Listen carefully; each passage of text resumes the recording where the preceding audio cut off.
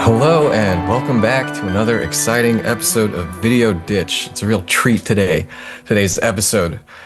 Today joining us, we've got, Nick, you want to give him the intro treatment? Certainly. Beans, the musical fruit. The more you eat, the more you have moral decisions that impact your life and twist things in ways you never thought possible.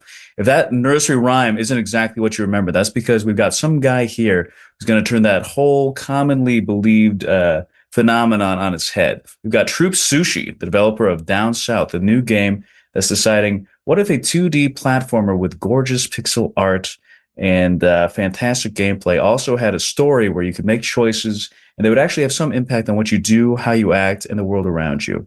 Now, you may be saying to yourself, has that happened before? Haven't people made choices and they claim they would do things? Well, this one's going to actually do it. This isn't Skyrim here where you can be the chairman of the Mages Guild and the leader of the Assassin's Plantation and all that stuff, and none of it really matters. We want real stuff. We want real choices, real matter, real grit, real gore, real crazy stuff, all packed into one bean-shaped package. And here he is today to talk about it.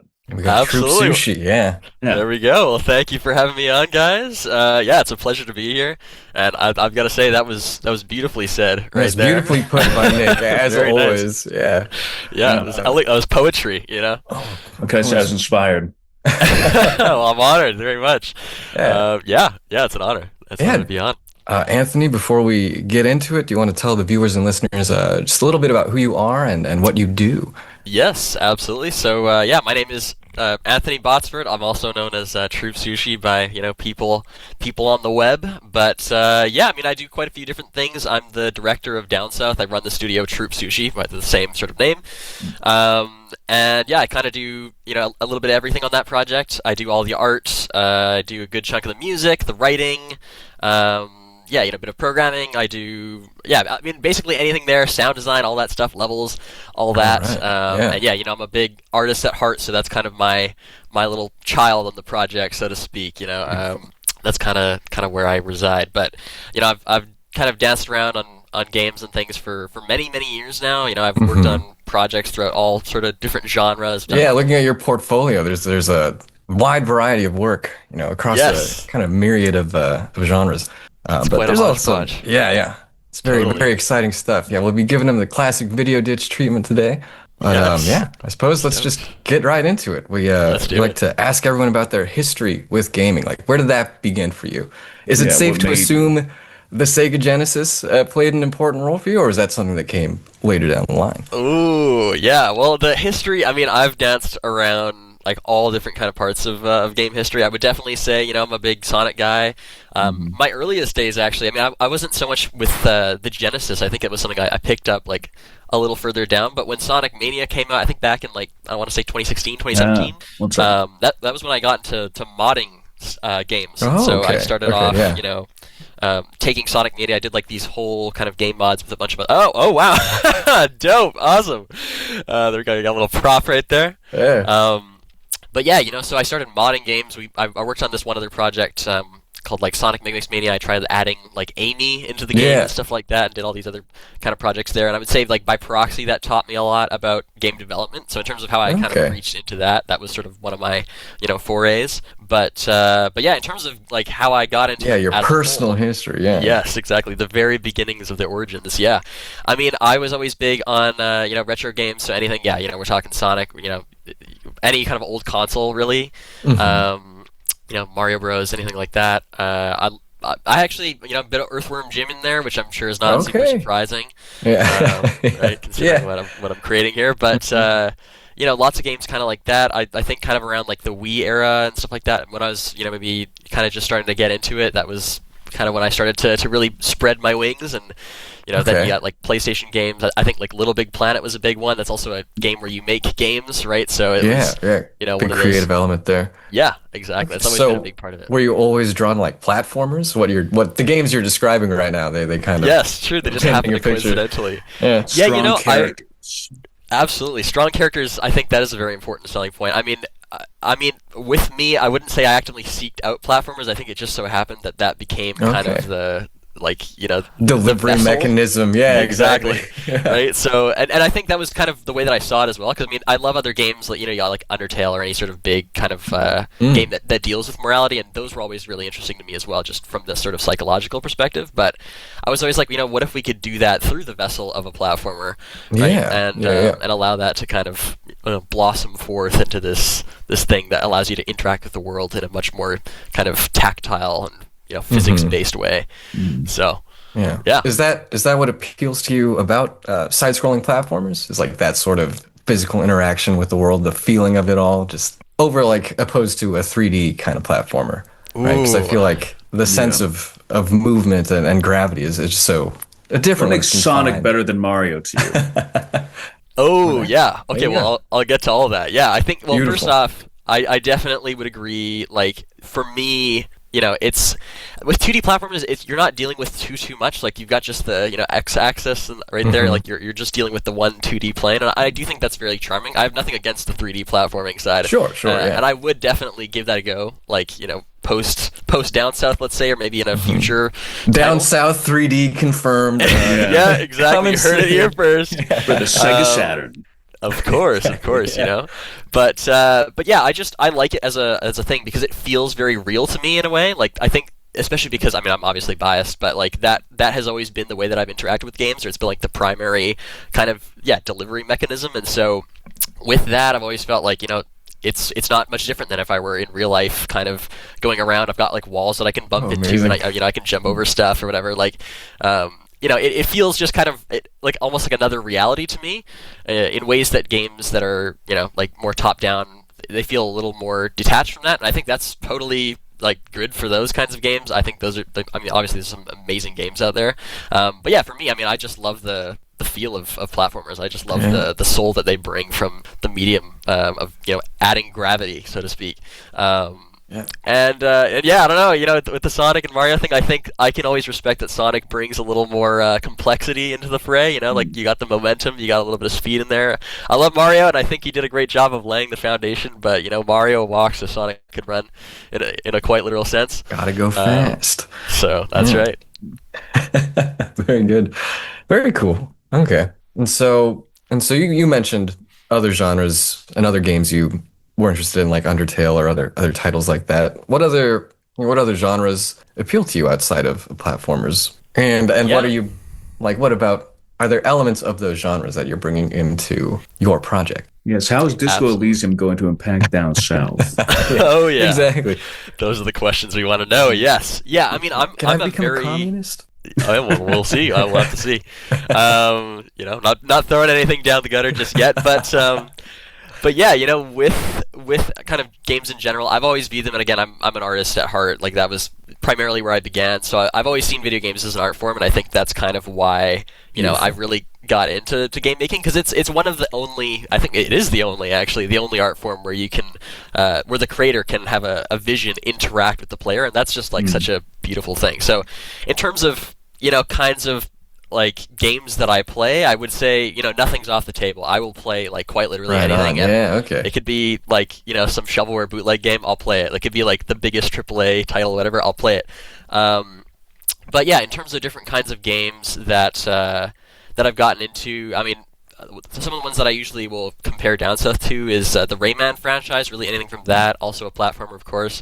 But then you get into games like Katana Zero, which are, maybe they bring a bit more of the kind of, psychological element to it. That was definitely where the, I could really do something with morality here, kind of came in. Other games, I'm just trying to think, through this huge exhaustive list, because there's, if you see my Steam library, it's got, quite a bit of variety in there. But yeah, off any kind of interesting and just indie game that feels like someone in a forest made it, and just kind of put things together. Cool, what inspired them. That's definitely kind of up my alley. Things with a strong sense of identity. Definitely, yeah. Well, I can kind of get around things being strange and abstract if they have that kind of artisanal quality to them, like where they've been built by a human being that has something to say. Because I think obviously, as an indie developer, I think that's sort of what is magical about indies, is the fact that they are just made by oftentimes a small team or one person, And it's rare to see that, something of this scale can be built by like such a small team, right? Or is it just, 100%. Yeah. So speaking of teams, is your project is Down South? I looked at the credits, or I rolled credits on the demo, and so you have, quite a team you've worked with. How has that experience been? And I guess without jumping too far ahead before we start talking about like studio management or anything like that, just at a glance, I suppose, how has that been?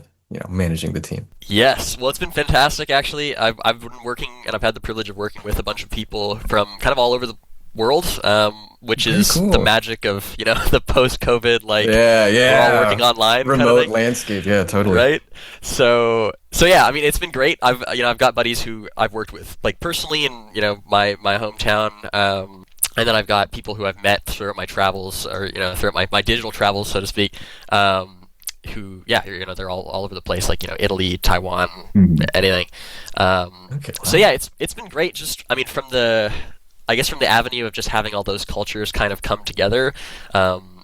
There's just that subconscious, like, this person's bringing this thing to the table, and maybe they bring a little bit of flair from, their experiences, or, a specific sort of cultural element. Like musicians is the greatest example of this, where it's like, I would specifically seek out, like, musicians with like a particular skill set, and it's like, okay, well, this guy is like, clearly capable of doing this completely next level style of music in this, very vastly different thing.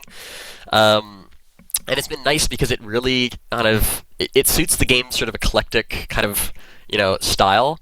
And yeah, I would say again, like musicians are kind of the biggest thing, where it's I'm working with people all over the world. I'm actively seeking out like collaborators from different places or things like that. I'm a big fan of like the Gorillaz, and I know that was one of the things that they kind of brought in, where it's like they've just got all these people from who knows where, and I've always thought that was super inspiring. Yeah, but super cool. Programmers, everything like that. Like I've just loved to kind of much like treating it like an art piece, like bringing in different artists and letting them make their own spin on it. Very cool. So yeah, pretty good stuff overall. I'm pretty happy. Pretty excited. Yeah, it's like a real city, a whole group of different cultures and characters all coming together into one gigantic chimera. Horrifying but beautiful. Exactly, horrifying but beautiful. Yeah, beautifully said. Yeah, right on. Okay. I suppose before we get more into the game, outside of gaming, like what are some of your biggest inspirations that you're bringing into Down South? You mentioned the Gorillaz, and their certain brand of like their mixture of so many elements. Yeah, I can definitely see and feel it. Yeah, through playing the game. Yes. David Lynch or Banksy, perhaps.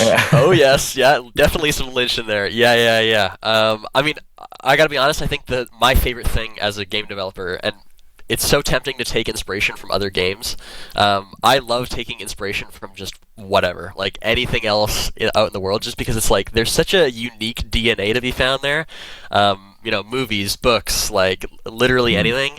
Gorillaz was huge, like absolutely huge. I mean, stylistically, from the art side of things, musically, everything like that, absolutely. Yeah, lots of films. I'm a big like dystopian literature kind of guy. Oh, big surprise. And I would have guessed. Yeah, I know, cheery. Right? The demo was so happy. Yeah, I mean, there's definitely a well, first off, we got like books like you got your dystopian like 1984 Blade Runner, anything like that. That's more on the kind of grungy, very like it's a commentary, like a social commentary kind of side.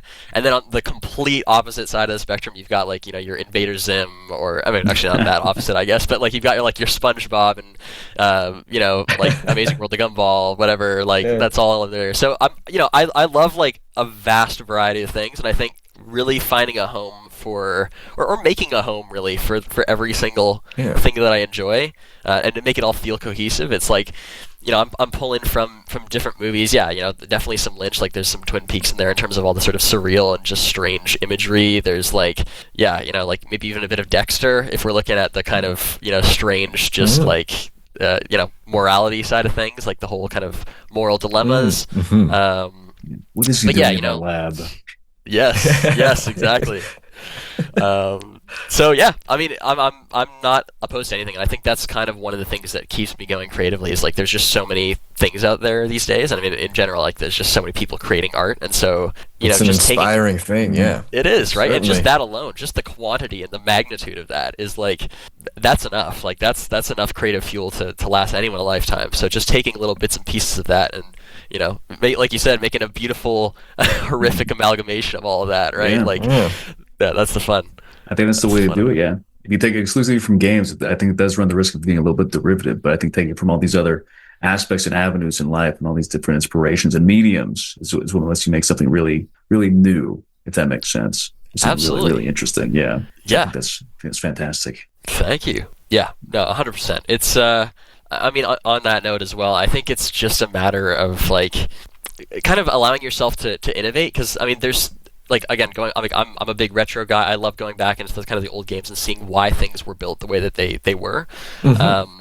But yeah, there's a certain aspect of like seeing where these things evolved and how they evolved and why they might have evolved, especially throughout time. Like I'm looking at like early 2000s and stuff like that, where technology maybe wasn't all the way there, but people were so eager to get it to look next gen in a sense. So it's like what kind of drove them to want to bring it to this sort of this, I don't know, maybe not realism necessarily, but just this state of life and this state of making them not just games, but these worlds that you can. Yeah, this ambition of the time. Yeah, totally. Yeah. So that's a lightning in a bottle kind of thing. I want to capture that and bring that to the modern day, if possible. So yeah, very cool. All right. Any other questions, Nick, about the gaming history, his gaming history or past? Yeah, I mean, I'd say the big one. I think it's not too crazy to say that there seems to be some like dim Sonic Advance influence in there. What was it like trying to make the first really fun Sonic Advance game?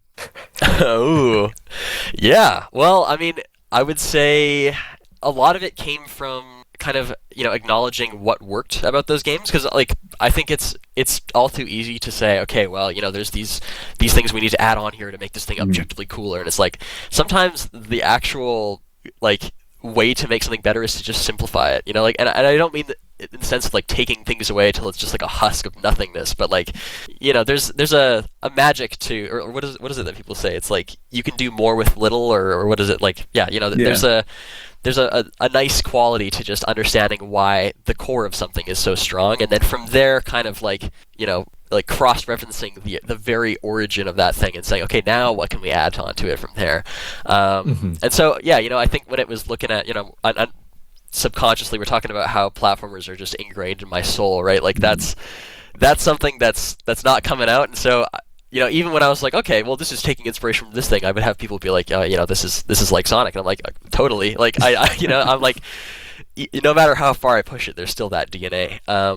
And so I think it's nice to be able to kind of look at games like Sonic Advance and say like, okay, this is why this thing worked, and how can I innovate on that? How can I make like a spiritual successor that takes it in a completely different direction? Because yeah, I mean, it's like there's a great kind of gem to be found in anything, and I think even like the crappiest ideas, and I'm not saying Sonic Advance is a crappy idea by any means, just don't kill me, please.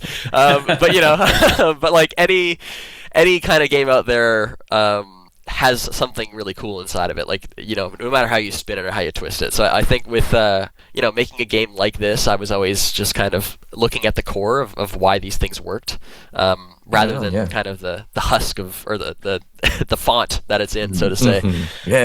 But yeah, and just approaching it from that kind of perspective. Right on. I suppose that kind of flows into the next, like your history with game dev. How did that begin, and what were those early days like? And yeah. Well, let me take you down memory lane here. I mean, take us, please. Yeah, I mean, it all began like many years ago. I have no idea how many years at this point. I actually started working in Game Maker, which is sort of the tool for I think many game developers at this point. And that was back when it was it looked like a program that was 100% made, like it was like the Windows, like it had no custom UI or anything like that. It was very like straight, like this is a program, all right. No shade to Game Maker if you're watching this, but I started working in Game Maker. I started making games that were kind of like Mario clones and stuff like that, as any game developer does. And I've actually got footage of all that stuff on my YouTube channel, so it's just sitting there. I went back and archived it and played through it. But yeah, so I started off just making games, just like for my own enjoyment and my own entertainment, kind of figuring things out. that was kind of my initial, way that I got into it.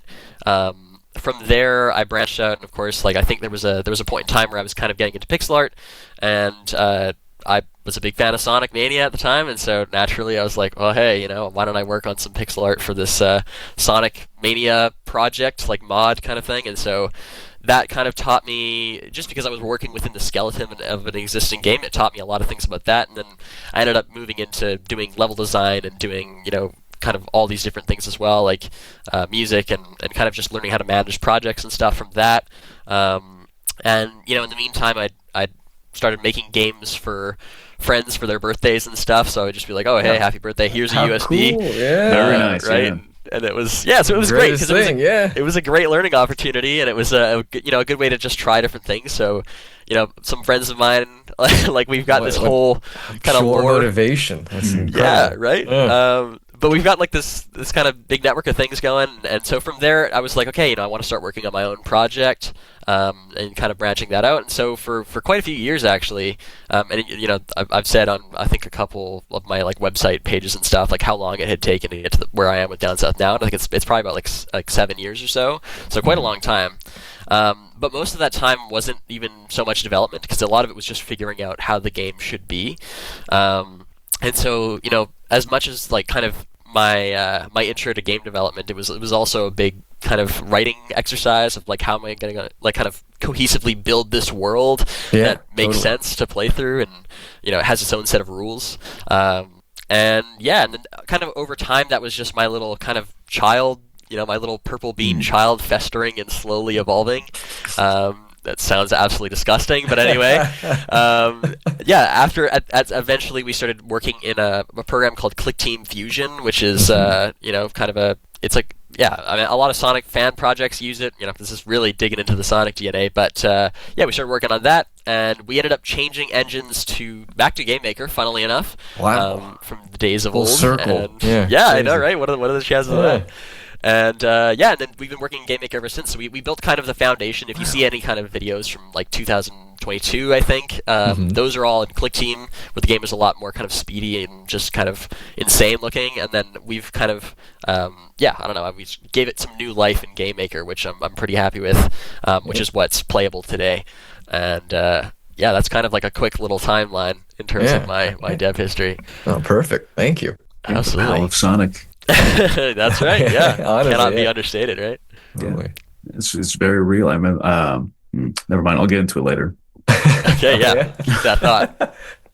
All right. Well then, Any last questions about the history of gaming before we move into Down South as a whole? Yeah. So with all these games you played, all the experiences you've had as a developer, as a player, and as a person, what would you say is your gaming philosophy? What makes games important to you, and what are you aiming to do when creating a game, if you could boil it down? Yes, 100%.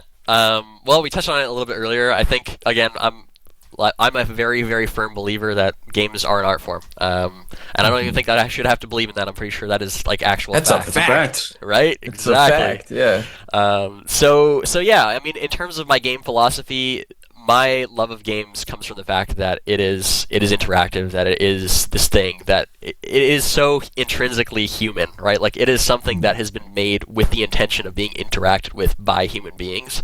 And so I think kind of when I'm making a game, or when I'm thinking about how something works, it's always fueled by the idea of like the people that are playing it. And so whether or not, it's a game with crazy sort of deep moral dilemmas like Down South, or something that's even just sort of fun. I've got this other game that I'm working on called Limbs, where it's a fighting game where you throw your arms and legs at your friends. Anything like that, I think it's rooted in the idea of this is a game for people that, whether they love games or they're just coming from this, completely different world. And I think it's, my philosophy both as a game developer and a gamer, right, where it's something that needs to be seen as an art form, interacted with as an art form, just say something. It doesn't even have to be profound. It can just be like it could. No, just as long as it's coming from someone totally saying something. Wash over you, and you just enjoy the whole thing. Yeah, and it's still a valid product. But then the brainiacs, they'll see what's really going on. Exactly. Yeah, I mean, hey, sometimes like there is something profound about. It doesn't have to be the deepest thing. It can just be enjoyable, and then that can be the love of it, right? The first time I played Killer 7, I think I was like 12. So just like, wow, this is cool. I don't know what's happening. Yeah, I guess they it's about explode nothing. when I shoot them. Yeah. Yes, 100%. Killer 7's great. Yeah, yeah. But I mean, that's just it. I mean, there's even just a certain aspect of just enjoying the atmosphere of games, right? Like just I am like in 100% agreement with you. Yeah. Those things stick with you, and you maybe don't even realize it until you're 30. But 100%, then it really right? makes sense. Absolutely, dude. Yeah, it's I'm looking back, and right now I'm total going like rabbit mode. I'm like digging through my old consoles and stuff. And I got a Wii not too long ago, so I'm trying to see what games are on that. But there's so many games that are just like they're just aura, or they're just like, I don't know, their vibe, for lack of a better word. Yeah, aura for all the kids out there. But for just something about them. Like it's almost like hard to pinpoint what exactly it is that makes them so magical. But there's just it's like the soul. I think you know what you're talking about. Yeah. Yeah, 100%, dude. Yeah. Well, the project you're working on right now, Down South, has got a ton of soul. You want to tell viewers and listeners, if you haven't heard about it, Anthony, you want to give us a quick pitch? Yeah. What's it all about? What is Down South? What is it? Of course. Well, yeah. So Down South, at its high level, is sort of it's a moral dilemma RPG where your choices affect your sanity, and your sanity affects how you play. But in terms of plot, you play as this purple bean named South, which is right there. That's him. And he is kind of addicted, for lack of a better word, to a stimulant called P40Z, which provides him with, some sort of joyous qualities, including the iconic big smile that you see him donning throughout the entire game. And he is very quickly sought out by this sort of corporation that exists underground, quite literally, called The Basement, who offer him P40Z in exchange for this service that he could provide, where he would eliminate clients, so to speak, and get rid of people that they don't want around anymore. Now, the catch, of course, is that if South doesn't have P40, then he's not going to survive for very long. So your job as the player is to kind of decide how much you're willing to sacrifice your own kind of safety and your own life support by, not killing people for, or you can kind of go down the path of just, I want to survive and I want to have P40, and so you can, just wipe everyone out in your path. So there's lots of different ways, and of course those are just the binary good, or not good and bad, but the empathetic and non-empathetic kind of ways to play. But yeah, it's all kind of in the morally gray territory. So depending on who you want to be and who you want to let your purple bean become, you can watch him change and kind of shift throughout the many choices that you have to make throughout the game. So you can counter characters and so on and so forth. Yeah, very nice, very aptly put. Thank you. Yeah, South as a character. Let's start there. The purple's one of a kind for sure. Absolutely. I mean, first off, I want to ask you, what do you think are the qualities of a good what makes a good sprite, for one? Like, I feel like South does have those qualities. He's expressive, kind of leering at the camera always. Even if you idle, he's doing something. Yep. I mean, I love to draw on the margins of your notebook. Yeah. When he crouch and he just is looking dead on at the players is very very enjoyable to me. But where'd that come from? Where'd he come from? Well, there is actually quite a story behind South. Also very intertwined with my history as a creator. He was, I'm trying to think now. He was actually kind of a happy accident. Sorry to say that about my child, but he was, and yes, sometimes that's how it goes, right? Yeah. But yeah, it was actually, there was one evening, I think, where I was opening up Paint 3D, which at the time was new, and I was just kind of farting around. I think I put in a little model of a fish or something, and I painted it purple. I drew a little face on it, and I was like, oh, that's kind of funny. And I, at the time, as every person does, had a YouTube channel where I was just kind of messing around, and I put that as I cropped it right into the face, so he kind of had this little quality where he was like that, and that was my avatar. And people were like, what is up with this purple bean that you've got going on? And I was like, I didn't even really realize that he was a bean, but that's great. And formerly a fish. That's insane. Yeah, I still have it right on my computer somewhere. That's so good. I'll see if I can send that over at some point. Yeah, blow him up on screen. Yeah, right. Exactly. Yeah, it was absolutely demented looking, but that to me was kind of an interesting thing because we're talking about the whole idea of video games being this thing between the audience and the creator, and I think that was like number one example of that, where it quite literally did come from my audience. Like Southwood, I mean, I don't know if he would be a purple fish necessarily, but he would not exist in his current form if not for people saying he looks like a purple bean. And so, obviously, at the time, he looked very different. I've since kind of refined him and really turned him into his own thing. I ended up running with the bean idea, and now his shoes and stuff have like little leaves on them, and his anatomy is more kind of. I mean, he's pretty ambiguous compared to a lot of the other kind of fruit and vegetable looking characters, but he's I mean, he's become his own thing since. But in terms of how he was created, he was just sort of a fun little thing I did, and he alone and just that kind of quick little just messing around ended up sprouting every sort of thing that you see in DownSouth today. So just that tiny little moment, right? It's kind of interesting. Yeah, it's a butterfly effect. Interesting. Yeah, very cool. You mentioned kind of the community aspect of this game. While you're developing, are you actively considering other communities forming around this game, like speed running, for example? Yeah, absolutely. I mean, I think one of the things with DownSouth is, I hear the comparisons to Sonic and stuff all the time, and I love that. And so I've totally leaned into it in terms of like speed running and everything like that, because that is just as much a part of a game's life cycle as same thing with like modding or anything like that. You see games like Super Mario 64, and they're still going strong for multiple reasons in both of those categories. But yeah, just as much as speedrunning is kind of encouraged, I'm also a really big sucker for exploration in games, and really taking the time to kind of just understand everything inside of the sandboxes and worlds of games, and so kind of I mean, that's just as much a part of DownSouth is like going through and saying, okay, I want to fill every single nook and cranny in this world with something to look at. And we're not even talking about like the corridor that takes you to the secret. I'm talking about like the entire corridor has some stuff that you can look at as well. Totally. Right. So it's like that's kind of a big thing for me too. Is like I want to like fill this with enough soul and enough lore that people can check it out and really get immersed in it, because I think even if you are walking down the street wherever you are, there's a story with every little like someone has laid every piece of concrete that you're standing on. Someone has placed every brick, and so I think that's another part of the humanity in games like that, and part of the morality in a sense as well. Like I think it all kind of comes together to create this system of life that feels very grounded and real. Yeah, you've achieved a lot of depth, within the confines of the 2D platforming genre. Yeah, very cool. Yeah, got to make the people care, so they got to seek out those secrets. Yes. Got to make people feel bad when they don't find them all. Exactly. Wag my finger at them. Yeah. Not a real gamer. Get out of here. Come on, 100% or nothing. Exactly. Yeah. Oh, very good. Okay. So I know you mentioned that it was it was a Click Team Fusion game originally, and it's shifted back to Game Maker.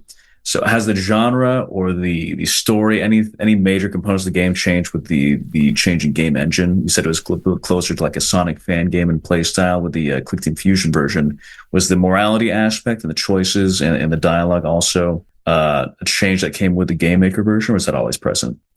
Yeah, that's a great question. I think with the Game Maker version, especially because I started the Click Team version when I was like, it was still in its infancy, and it was still kind of slowly being formed as a game and as a concept.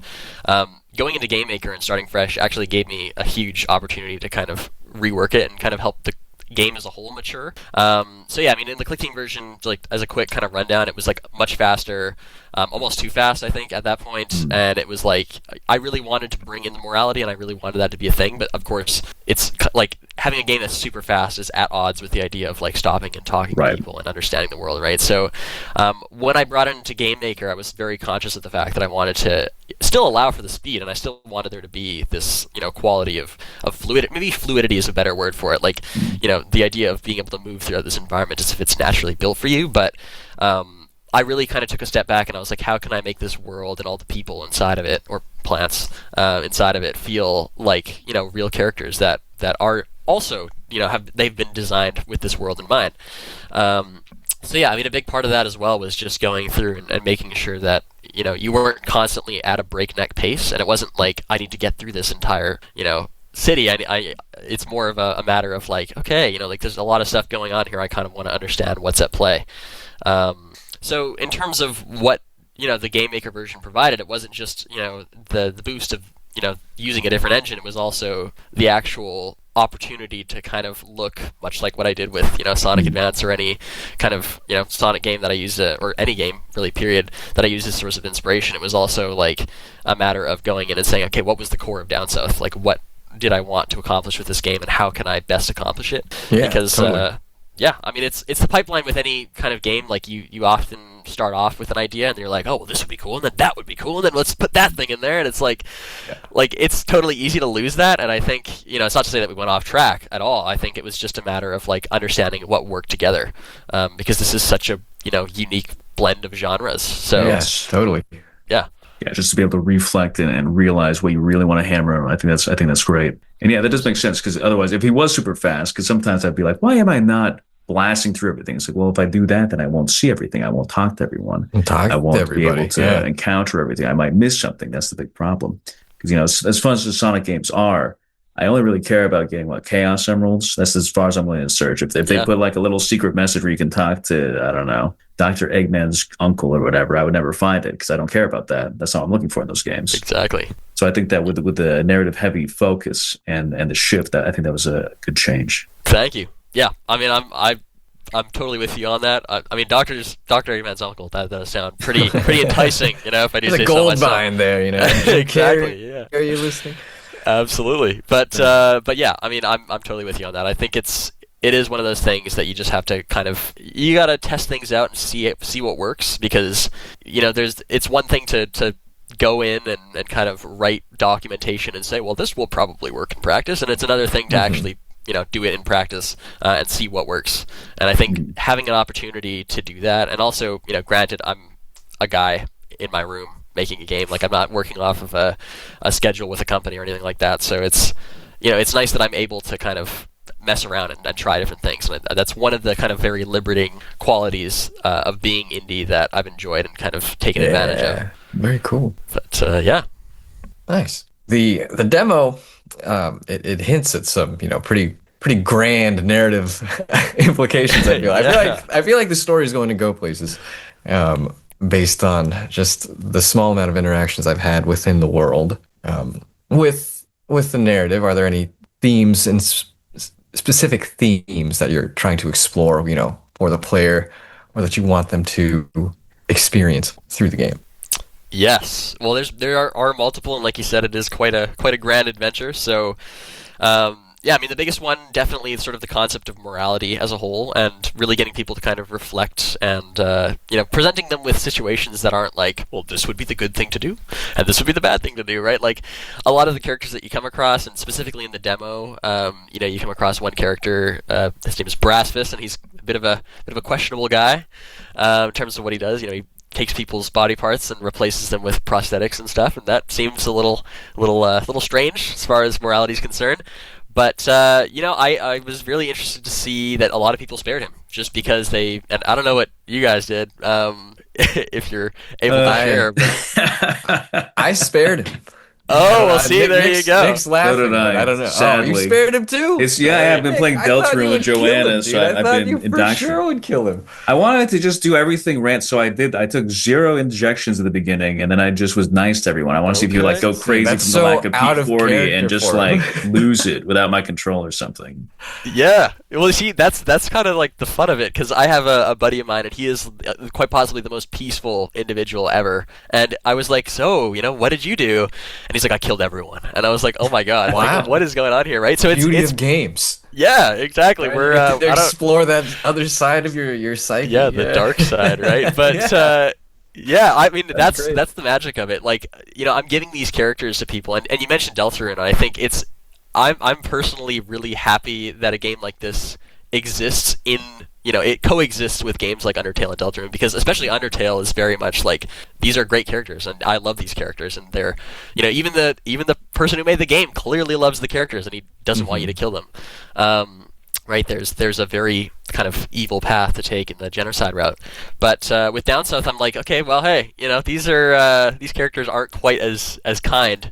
Maybe they deserve to be. They're a bit grimy, taken out like that. Well, I mean, it's entirely up to people's interpretation, right? And I've wanted to give the characters enough that you could argue either way. Mm-hmm. There's Schroeder, who's sort of I like to call him the scallion. Scallion. Yes, the scallion, the rap scallion. Yeah, he's kind of a good guy with, he's kind of pretending to be bad so he can survive in this. When they described him as a scallion, I didn't realize he was like literally. He's quite literally a scallion. Yeah, a green scallion. He's got his flamboyant jacket on with his crazy sunglasses and stuff. Yeah.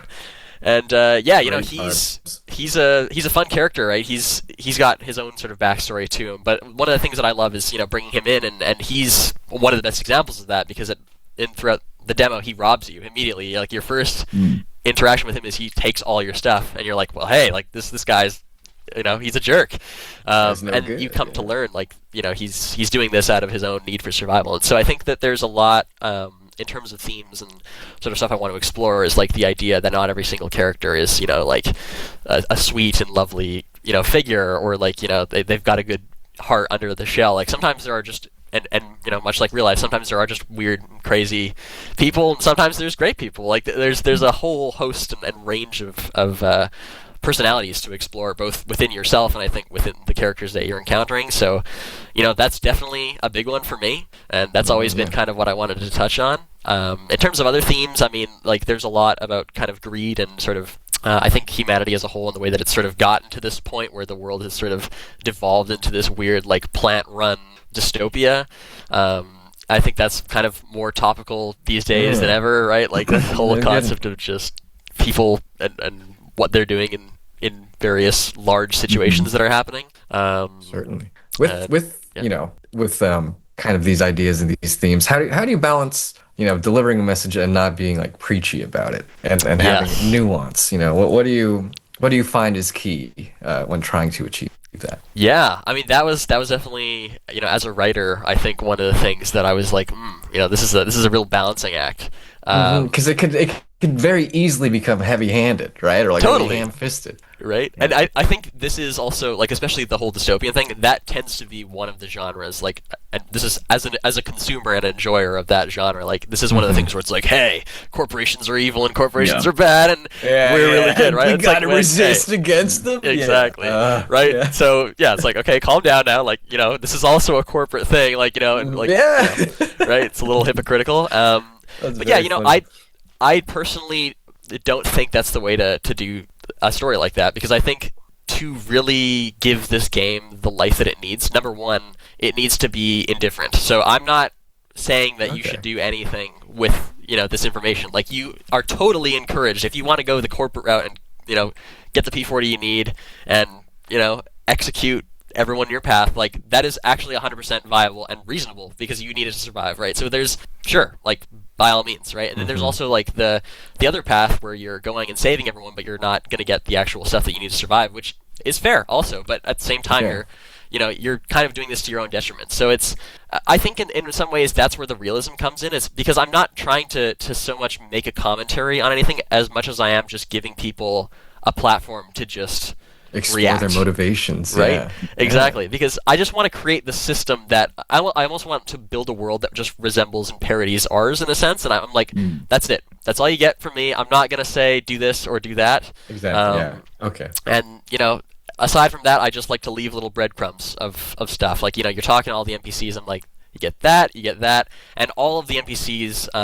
Which I think is kind of different than a lot of games that I've played that kind of deal with morality, where it's like, you'll talk to NPCs and they're often like, well, there's the great big wizard and the great big evil wizard tower. Yes. And it's like they're all, like they all have the same, and hey, no shade to the wizards out there, but they all have like a general narrative that they're trying to portray. And like for a lot of games that works fantastically. But for a game like DownSouth that has a lot of nuance in terms of, like what I'm trying to do and in terms of how I want people to interact with it, I think it kind of comes with like just saying, okay, there's an NPC that loves this character that they're talking about, and there's another NPC that hates this character. And so it's your job to kind of go through and see all the aspects that you're getting from these different NPCs and just different characters or interactions and so on, and kind of form your own opinion. That's really what I want to do here with DownSouth. Yeah. Yes. Very cool. A game that challenges the player to think. You might have the hardest challenge of all out of any developer. Yeah, but I think that's That's what we need personally, because it's all too easy to just go through and say, okay, well, I'm just going to do this just for the sake of doing it. But I really want to give people an opportunity to kind of realize the way that this world works. And with the demo, that was kind of the big thing. I wanted to give people good characters that are in tough situations where they have to react to survive, and I wanted to give people bad characters that seem like they're not too terrible, right? They're worth sparing, right? So yeah, I've kind of wanted to keep it as a balancing act and really get people to ponder, so to say, Right. Yeah. I mean, getting back to the morality of it all, or rather, would you say the Down South is it really a morality system, or is it the sanity system? Because I feel like that kind of avoiding that black and white choices, or that kind of internal meter, is the foible that a lot of games fall under. Like even like Fable, the whole thing was like, will you be a hero or a villain? That's it. All your choices are good or evil. Everything is a definite black and white binary. But it seems like you're trying to do something a bit outside of that. Everything is gray. Everything is indefinitely gray. It's either self-harm or injuring another person, but it's not necessarily for purely sadistic and evil reasons that you do any of these things, if that makes sense. Yes, 100%. Well, I mean, again, like, in terms of morality systems, the only way forward for me is doing it with the gray area, because I feel like any true morality system that, or I guess for reference, any morality system that kind of goes, super black and white, it's like, obviously, I mean, there's some great games out there that do that. I think, personally, I really do feel like that's where the humanity comes in, is when you allow people to just kind of, they're not being discouraged to do anything. It's just a giant canvas for people to paint. And, yeah, I think with the way that it works, I mean, it's called soul points, is sort of the way that the morality works, and so I've kind of intertwined those two concepts together, where it's like, your morality is intertwined with your soul. It's a part of who you are, and your soul. And so in that sense, I've always kind of seen it as something that is just a sort of spectrum. And I've left it up to my community to kind of call what the kind of furthest ends of that spectrum are, because it's not quite as easy as saying the good route and the bad route, right? It's got a lot of I guess it's got a lot of nuance there, and it's hard to pinpoint what that is and define it, because it's intentionally undefinable. But I think that's where a lot of the fun comes in, because it's one of these sorts of games where I don't think I've seen anything kind of go down this path. Yeah, not many have explored this before. Yeah. So there's a lot of uncharted territory here, and a lot of ways to explore in a way that I'm always keeping it back in the core of, like, I want it to be just a platform for people to just figure things out. Right. It's very exciting. And soul points. Yeah. I don't know if this is going to give anything away, but will that actually impact the appearance or the actions of the soul itself within the game? These decisions. Yes. So I mean, right now there is a little bit of what's it called? If you go through and kill clients, then there is obviously South himself will kind of degrade. He'll become a little more so it's like rotting. Desaturated. Yes, exactly. Yeah. I mean, like, there's like the nice thing is, if you go through and if you go through and kill people, you do get stronger physically, and you do actually. Yes. Listen up, children. Exactly. But yeah, if you go through, like, there's benefits, right? Like, you're going to become more attuned to survival, so to say, and you'll lose some dialogue options, because your sanity is maybe not quite what it used to be. But at the end of the day, you're going to be very well adapted to surviving your environments and taking enemies down. Whereas if you are going through and sparing everyone, you're going to keep the 5 dialogue options that you get instead of losing them one by one, and you'll be a little more springy and kind of active, but at the same time, you're going to be like a total punching bag. Like, people could easily just boom, knock you out. But yeah, the soul itself, I do plan to have that kind of reflect how you've changed throughout the course of the game. I think that's part of the fun in terms of the progression. I've had I think a few people ask, like, to what degree does that get to, and I'm not allowed to say just yet where that goes, but can't get into the whole Chow Garden minigame with a soul. Yeah, that'd be great. Maybe we'll see. We'll have to see. Very good. All right. Yeah. Well, shall we close out the discussion about Down South, Nick? Yeah. Moving on. Yeah. So I guess at the end of the day, when someone finishes the final product Down South, when that comes out, what would you like them to walk away with it with? What would you like the main takeaway from Down South to be? Yes. Yeah. Well, I'm hoping it'll be transformative in a sense. Like I'm hoping they'll come out of it and they'll either kind of understand a little bit more about who they are, or they'll come out of it and they'll maybe see a different side of themselves. Because I think being confronted with all these sorts of different choices, whether unpleasant or whether it kind of appeals to your existing nature, I think at the end of the day, it's a game about humanity. So I want people to kind of, just see who they would be when tasked with a tough situation. How are they going to mitigate that? Yeah. Right? Yeah, exactly. That's the thing. I mean, at the end of the day, the game itself is one giant dilemma, right? And so it's a matter of your own survival and your own innate desire to get through it. So, So I'd like them to take whatever they'd like to take away from it, but I think at the end of the day, if I were to engineer one specific thing, it would be who they are as a person. Okay, Down South, it will be the gaming Rorschach test. Yeah, exactly. Who are Totally. you? Yeah. Look within yourself. Play Down South. Well, perfect. Absolutely. Perfect. Well, thank you. All right. Well, looking towards the future, you mentioned your other game, Limbs. No. Yeah. Did I say? Right? Yeah. As in, arms and legs. Yeah. Mm-hmm. You're developing that concurrently right now with Down South, or is one kind of taking priority? Yeah. Well, I mean, for quite a while, I did do it concurrently with Down South, and I was actually started off as a college project that I had developed with a couple of buddies. And so, as any project does, I guess. But yeah, Limbs it's currently taking the backseat because we just did the Kickstarter. Which there's, still kind of, or the fallout of the Kickstarter, not the fallout, that sounds terrible, but like, the results of the Kickstarter going well. Cover this. Yeah. Exactly. Yeah. So there's lots of buzz there, and obviously, not without saying, I'm very thankful for that for anyone watching.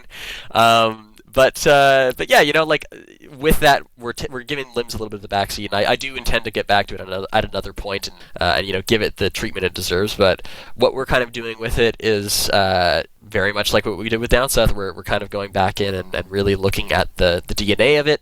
I went through and kind of refurbished the art. We did a bunch of quick stuff for college just to kind of bang it out, get it out there. Yeah. But now we're kind of really looking at it and saying how can we make this as fun as it can be. And Limbs is one of those games that is just, it's like a insane, like chaotic party game kind of thing. And so, it's very much a matter of like kind of taking a break from the deep mental world of Down South and saying, how can we make this game about throwing your arms, slapstick, yeah. Yeah, totally. The other part of your brain, yeah, totally. For sure. Right on. All right. Now I always like to ask guests when you're not, doing game dev, what are you playing right now? Do you have time to play anything right now? Yeah. Yes. Well, as of now, I mean, I'm kind of, again, it's pretty heavy busy mode right now, but I am playing, let's see, I kind of started up a Terraria world as of recent, right on. Getting back into Terraria, it's a good old classic, yeah. I have started kind of going through, I mean, I'm a big Luigi's Mansion fan, so because of the whole Wii thing I've got set up, I'm playing some Luigi's Mansion. Absolutely amazing game. Very sort of similar, strange sort of aesthetic to that as well that I think is super unique. Super charming, yeah. Right? Yeah, that music, very like sploinky, as I hear they say. Is that what people say? That's what I've heard. Yeah, you haven't heard? Yeah, come on. This is the I'm the great sorry. I'm sploinkalicious. Oh my god. Yeah. All right. Oh, wonderful. Okay, well, before we move on to community Q&A, any final words of wisdom for, prospective game devs or artists? Oh, yes, absolutely. Well, I think the best wisdom I can give people as a creator or, artist or game developer is to just start. Because I think with me, and, we were talking about how South was created, it just sort of, like, it was one of those things where there was an idea swimming by and I was lucky enough to grab it. But I think it's one of those things where it's a matter of jumping on it. And when I started doing it, I was just a kid, right? I was just kind of seeing where things went, and it was very much, Down South's existence was very much, my own kind of coming into the creation of game development as a whole, or the understanding of the medium. Yeah.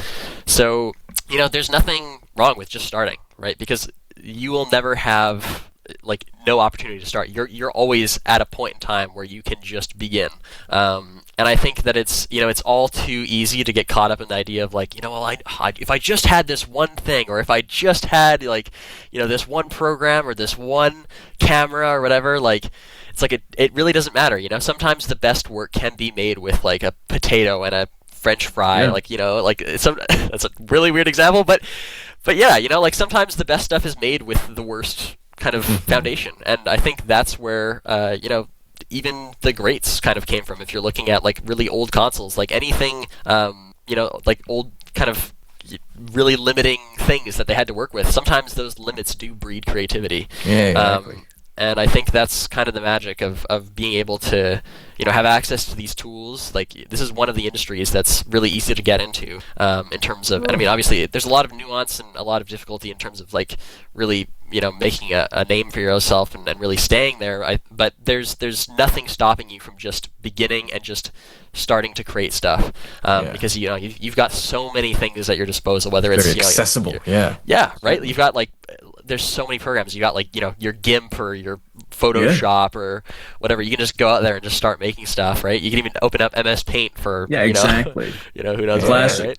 Yeah, it's an undefeated masterpiece. That's still my go-to art program to this day. Same. Well, you see the thumbnails. Hey, no, those are looking great. Yeah, it's work of Picasso right there. Yeah. Oh yeah, very impressionist stuff. All right, yeah. So at the end of the day, just do it. Just get started. Start doing it. If you don't, you have no one to blame but yourself. Yes, exactly. It's all your fault. No, it's all your fault. Sure. You'll suffer forever. Yeah, but you don't have to, because you could start. You could start right now. You don't. It's a prison of your own making, though. That's the thing you gotta keep in mind. Absolutely. Well, thank you, Anthony, for coming on. Yeah, let's close out with some community Q&A. Let's do it. Yeah, so first up from Noldrum. From Noldrum. Yeah, please take it away, Nick. Did any characters help to inspire South design? Whenever I look at him, I see a Pac-Man ghost for some reason. But that's probably not what inspired it, so I want to hear what you think.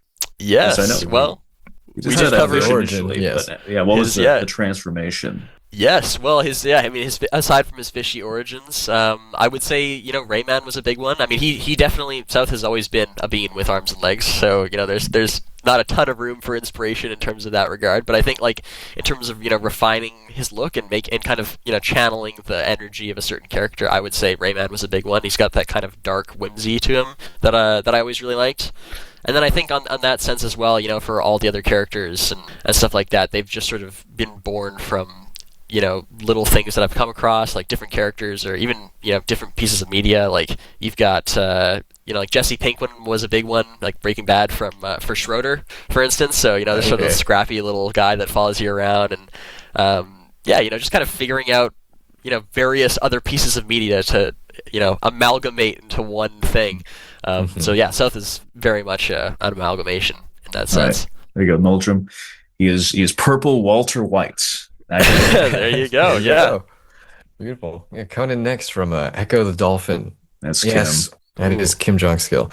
He says, what is your favorite bean to put in your chili? And why are you putting beans in your chili? Okay, well, I've got to be loyal to the fava bean, I think, as my Italian origin. But I mean, I'm putting beans in my chili because, of course, I'm a cannibal and I eat my other bean kinds. Like Mr. Lecter himself. Yes, absolutely. But yeah, that's got to be the best for me. All right. There you go, Kim. From the One Buns, are there any anecdotes about people that inspired any of your memorable NPCs? Yeah, aside from Jesse Pinkman. Yeah. Oh, yes. In terms of anecdotes, I think a lot of the characters in DownSouth are inspired by real people that I've met, for better or for worse. And I think like some of the lines are straight up taken from like encounters and stuff that I've had. I remember very, very iconically, there's one line said by a character called Eldriarch, who's sort of this immortal shopkeeper, who's sort of a sarcastic douchebag.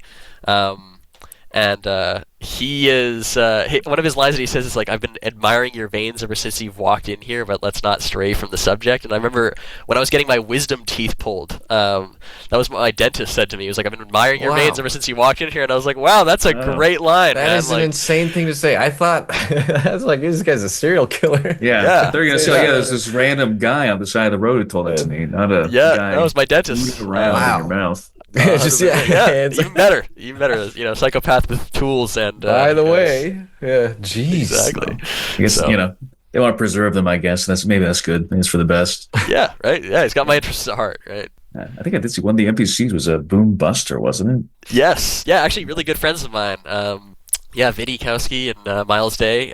We similarly kind of got into the scene around the same time, and so those guys, they're just really awesome dudes. I ended up talking with them, and we were talking about kind of doing some fun little crossover moments. I even managed to kind of talk with David Firth, the creator of Salad Fingers, which was insane. That was I was gonna say cool. I was debating whether to ask about Salad Fingers. Yeah. It was honestly allowed to put him in things. Or did you have to get permission for that? I did have to get permission for him. I was so surprised. I was also just as surprised as you were. But David Firth is a super kind, very chill guy. Cool.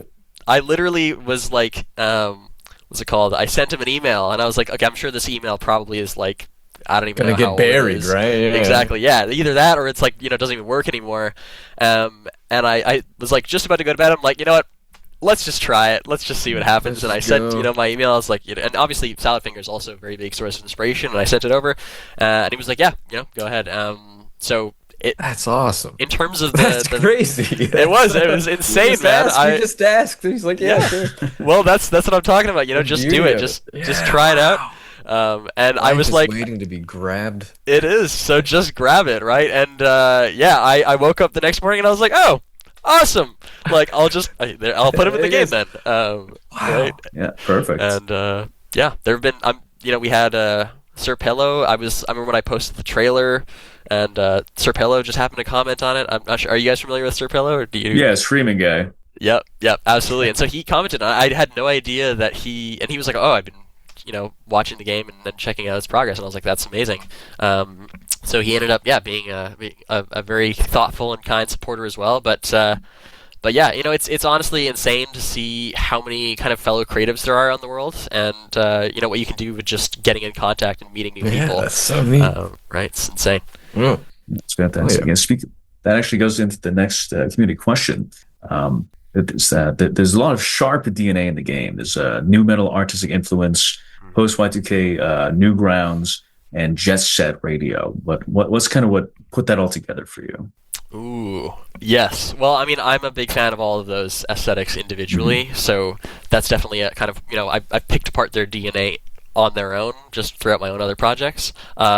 Generally, what kind of put them together is also, sort of the area that I live. And so I think throughout my time kind of, wandering the kind of downtown, areas of my own city, I'm very much like, there's so much there that is all of that. That is, it's got kind of a Y2K quality to it. It's got a little jet set. There's sort of this general kind of, I don't even really know. Yeah, grungy kind of urban decay. Yeah, beauty. Yeah, exactly. Right. And I think a lot of places on Earth are generally kind of like that. I mean, I've looked at the Kowloon walled city and places in New York and all these kinds of different I don't even know places. And so I've kind of just looked at what has transpired there and how those have kind of made use of those aesthetics, and then I've just sort of found ways to generally meld them together. But yeah, like I've kind of pulled from a variety of sources, and I think even getting into the dystopian quality of it, like there's a lot of stuff that feels generally kind of Y2K or grunge, and I mean I'm just a sucker for that. Like Gorillaz, same thing. Like we're going back into all the inspiration sources here, but yeah, those are all huge for sure. Oh, for sure, yeah. And yeah, the next question they asked was Down South always this genre? We kind of touched upon this earlier, with the early draft. Did you ever consider anything else? Like, ooh, was there a visual novel? Honestly, I mean, it would definitely lend itself well to a visual novel. But I have always been pretty dead set on kind of mixing the platformer and kind of moral dilemma ideas together, just because I feel like those are such an interesting combination of things that I love. And at the end of the day, that's kind of what it comes back to. Like that's where my passion always resides. Whenever I'm like, where do I take this next? It's always right back to that DNA of platformer moral dilemma game. And so, in terms of the type of gameplay, I would say that's always been a big thing. Even stylistically, like, does it fit the Y2K kind of thing? Like, absolutely. I'm a huge sucker for that kind of genre. Anything kind of, like, even going into Fruit of Great Arrow and this sort of weird dystopian kind of world. Right? Futurism, Totally. Very cool. I don't understand this next reference, Nick. I mean, I know Bubsy, but the Bobcat, is it a meme? I don't know if they're saying is the concept a meme or the new game or what. Yeah, well, I mean, I would Bubsy say fan over here. Exactly. Yeah, secretly, this is actually I've been saying Sonic, but deep down. It's been Bubsy all along. But I mean, I would say Bubsy's quite a legend. I feel like that's another great example of just going out and grabbing it. Right? He's quite. With all due respect, I think Bubsy is a great kind of cockroach of the gaming industry, where he's managed to survive all still these here. He's endured. And finally getting thriving. his first good game. Yeah, after 20 years. Yep, it's a miracle, right? I mean, it's amazing. That's kind of the beauty of it, right? It's never too late. There's a gem inside of it, and I think that I've been seeing trailers for that new game, and it's absolutely insane to see that proper treatment be given to Bubsy. So 100%. Amazing. All right. Hunter and Goon Lagoon, two separate people, basically the same question. Was it inspired at all by Killer Bean or Gangsta Bean? I don't know what Gangsta Bean is, but either of those. I've heard. You don't know what Gangsta Bean is, Nick? Is that like those T-shirts you would get at the mall, like the Bugs Bunny smoking a cigar or whatever? Yeah, with all like the pistols on. Yeah, exactly. Like counting like money. A flash game. Yeah, fanning it all out. Back in the day. Yeah, that I've heard about that actually. I didn't know about Gangsta Bean until I started posting stuff on like Twitter and Instagram, and people were like, "This really reminds me of Gangsta Bean." This is ripping up Gangsta Bean. Exactly. It's back, Gangsta Bean's back. Oh, hey, I'm happy to supply. It's not far off, Killer and Gangsta Bean in a sense. I started looking into that. And, I wouldn't say inspired by, but definitely there's some shared DNA there. If not just the fact that all three of them are beans. Killer Bean also wasn't really an inspiration, but I mean, I've definitely, especially with the game that I've been seeing is coming out recently and stuff like that. Or I don't know when it's coming out, but I'm similarly like there's definitely some shared DNA, and you know what? If I get a chance to reach out to Jeff Liu, I think that's the fellow creating Killer Bean. Killer Bean. Let's get Killer Bean in DownSouth too. I'd be happy to put him in there. Oh my god! So that bean type genre. Absolutely, this is the time, right? This is the Beanverse, so to speak. Yeah, right. The Bean-like games. Oh my god! Yes, let's get it kicking. Incredible. All right. You want to take Evans? I mean, I don't know what that is. I don't know what it is. He asked it. Gorp. Gorp. What does Gorp mean to you? Yeah. Yeah, Gorp. I think that is just a beautiful word of self-expression right there. That's the Luigi's Mansion soundtrack we were talking about right there. That's little Gorp. Little Gorp. You need a little Gorp. The sound it makes when the ghost gets sucked into the vacuum. That's Gorp. Yeah, Gorp. Yeah, exactly. Yeah. Totally. Your Smash Bros. Main. Yeah, coming in from Sheepover. She'd like to know. What is my Smash Bros. Main? Well, I'm a big I've danced around. I do like Sonic. Hey, what a surprise. If you can afford to play that, I mean, I'm sure a lot of people will frown and wag their finger at me for that, but hey, I play Ness, so we're both hated for our loves in this world. Your superiority. Yes, Ness is super fun too. That's got to be a secondary for me for sure. But it's a game, all right. I'm here to have fun. Even at your expense, all right. I'm here to, exactly. Yeah, we're gonna go to time, and you're gonna like it. Mindset about Smash Brothers. Yeah. I win, so it's fun. I will dominate you. I'm going to enjoy every second of it. Yeah, and so will you. Absolutely. I'll make it as fun as possible. Right. Wonderful. And when do you wake up and go to bed? She asks also. That is probably the hardest question I've ever received, to be honest. The game dev rise and grind schedule. Yeah. You wake up at 4 a.m., you're splashing water on your face. Yeah, you get the Saratoga, do the push-ups. Yeah. Yes, get a little yoga in there. Yeah, it's that's a tough one, honestly. I mean, my schedule is super all over the place because, again, I work with people in all different time zones because we're all over the world. So sometimes I'm like, hey, okay, time to wake up at 4 a.m. And sometimes I'm, going to. So yeah, not too dissimilar from what you were saying. Like, it's an inside joke with a lot of my friends where they're just like, okay, like whatever. He's gonna be like kind of turned on at some point. We'll just have to catch him whenever we can. But I don't mind. I mean, as long as I'm getting a decent amount of hours and surviving and not taking years off my life, and that's kind of the main thing. But yeah, I'm whenever creativity strikes, you gotta act on it. Yeah, fun. So, not to encourage bad sleeping schedules, of course. No, you're just encouraging seizing the idea. Yes, precisely. Very good. And lastly, coming in from a longtime listener, longtime fan, DDD Pizzaron. He asks, "What's your favorite Malcolm in the Middle moment?" Malcolm in Middle moment, excuse me. Lovely. I love the name too, DDD Pizzaron. That's great. Favorite Malcolm in the Middle moment. I gotta say, I'm a sucker for. There's one episode where Hal and Dewey, I think, are trying to get a spider out of a bathroom, and I think it's Hal who has like a magazine and he's like trying to carry the spider out, and they're like freaking out because it's crawling up his arm, and they run to like the living room, open the front door, and there's the mom character, Lois, I think her name is. Yeah. Yes. And they throw the spider onto her, and then they immediately close the door, and then they realize that they've thrown the spider onto her. And I don't know what it is about this little like this moment of unity between Dewey and Hal, where Dewey looks back at him and he's like, just go without me. Like, that's my goat right there, like, thank you, Dewey, for your sacrifice. That is just beautiful. I don't know what it is, just that kid, like, oh, amazing. So that's got to be top Malcolm in the Middle moment, or sorry, Malcolm, Wonderful. Malcolm in Middle. Malcolm in Middle, wonderful. Of course, lovely Malcolm in Middle moment right there. That's your Heisenberg. There he is. It all comes full circle. Just killing that spider, killing that fly. Oh man, absolutely. All right. Well, viewers, listeners, we're moving on to the plugs segment of today's show. Awesome. Anthony, where could they find your game, and where can they find you? Yes, absolutely. Well, you can find DownSouth on downsouth.world. That'll take you right to the Steam page where you can get all the magical goodies in there.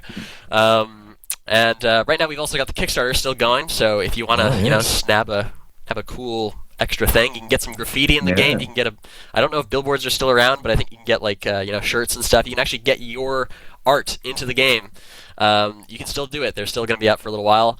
And that is at downsouth.run. So very easy way to remember, downsouth.world. That's where you can download the world, and downsouth.run, that's where we're running the campaign. All right. So wow, practiced. Boom, right? There we go. Yeah, exactly. That was completely off the dome, but you know what? It works pretty well. That's the way I like to see it. But yeah. So those are the places. Kickstarter and Steam. You can find DownSouth. Play the demo right now. And there's an entire first chapter out for free. You can. And then I'm Troop Sushi on everything, just all lowercase, no spaces, Troop Sushi, or I'm Anthony if you ever see me in the wild, and those would be my plugs right there. Yeah, let him know how much you like his veins when you see him. Yes, I've been told they're quite powerful, quite noticeable, noticeable and pulsing with red liquid. Well, Anthony. Right. Thank you so much for coming on today. It was a real pleasure talking. Absolutely. Likewise. Great to meet you guys. Oh, thank you so much. And as always, we'll leave our information in the links below.